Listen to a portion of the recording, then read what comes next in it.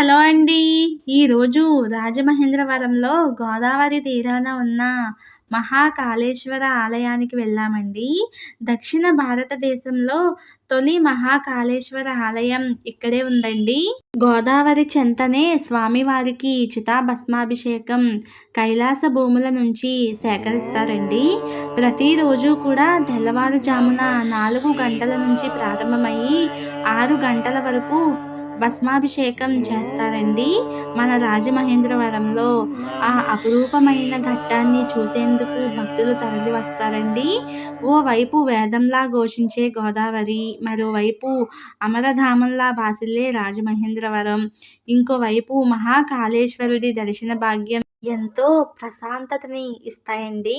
అంతేకాదండి, ఈ ఆలయానికి రెండో ఉజ్జయిని అని పేరు కూడా ఉందండి. ఓకే అండి, నెక్స్ట్ వీడియోలో కలుద్దాం. బాయ్.